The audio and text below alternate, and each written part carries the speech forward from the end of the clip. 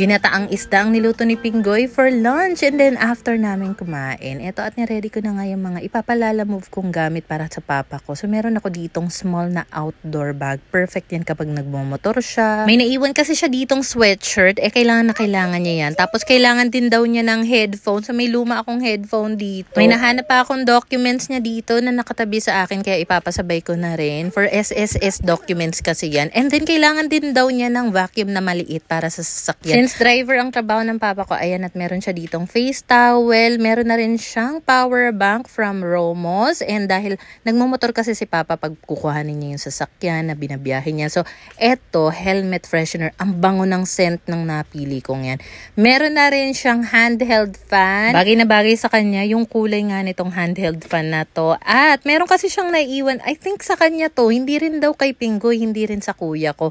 So ayan, at isasabay ko na nga rin. So eto lahat ng mga ipapadala ko. Hindi pa kasi siya makabisita dito. So eto, at ipapalalamove ko na dahil kailangan niya na nga daw yung sweatshirt niya. Tsaka gusto niya na nga rin matanggap yung ibang mga gamit na ipinasabay. So para at least hindi mabasa, kasi baka habang nasa biyahe, syempre malayo from San Pedro Laguna to Pasig, baka mamaya biglang umulan.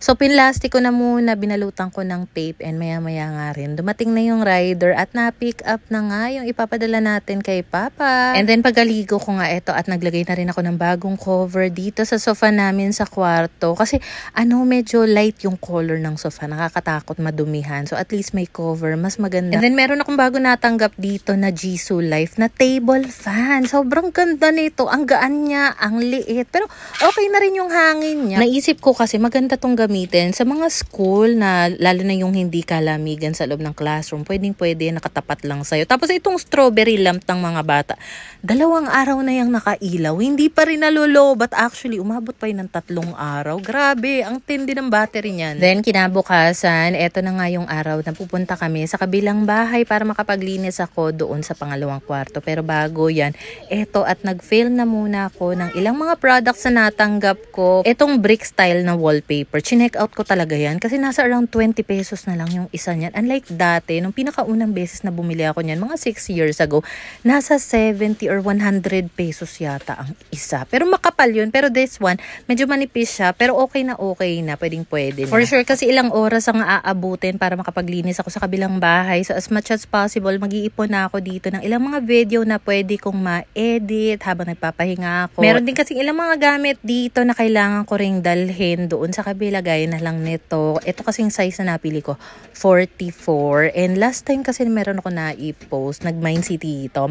Ganyan slipper. So naisip ko, kasyang-kasya sa kanya yan. Kasi medyo mahaba yung paa ni Tito, yung daddy ni Pinggoy. So ito na nga pala yung kwarto na lilinisin natin for today's video. 11 AM na rin ako halos nagsimulang maglinis dito. And mukha lang talagang mabilis dahil time-lapse ko. Meron na kasi ako naunang video na na-i-upload doon naglinis ako dito.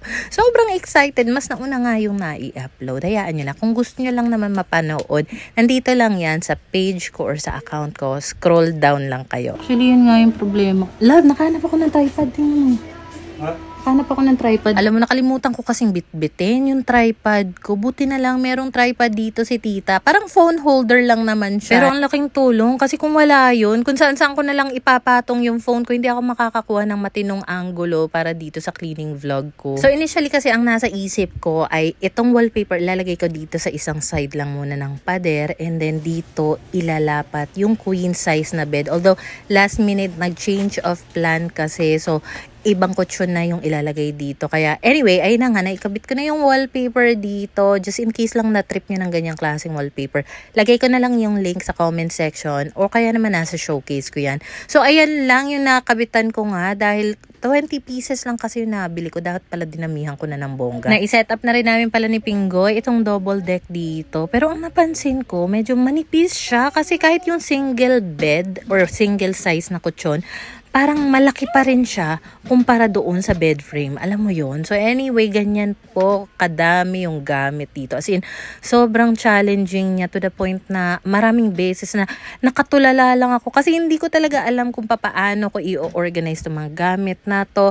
Ang hirap din kasi mag-declutter, lalo na kapag hindi mo gamit. Tapos hindi pa option yung pagde-declutter. After na mga 5 hours na paglilinis, eto nga, at napadpad kami sa furniture shop kasi wala mahihigaan sina Tito at Tita. bisita. So ito nga initially yung nabanggit ko na bed frame sana. Kaso wala namang maliit na size niyan. Kaya eto na lang yung napili ni Ate Ken. So si Ate Ken ang bumili ng bed frame, pati na rin yung isa pang kutsyon. And then itong DV Mart dati, Unicity na yung pangalan niya. Kaya nagulat ako. And kapag nakakita ako ng ganitong bilihan ng mais, talagang bumibili ako. Kasi ang sarap-sarap ng ganyang buttered corn. Na-try nyo na ba yan? Kung hindi pa, try nyo. Ang sarap. Past 8 p.m. na nga pala nito nung nakauwi kami. So ang nangyari, yung mag-aama ko, nauna na silang umuwi. Kasi supposedly, merong bisita si Pinggoy na darating daw na 8 p.m. Mga dati niyang ka-office mate. So, pinauna ko na sila doon para makapagpahinga na rin yung mga bata. Kasi once talaga na ginanahan ako maglinis, gusto ko sana as much as possible, tuloy-tuloy. So, ayan na lang muna for today's mini vlog. Maglilinis pa ako. Bye!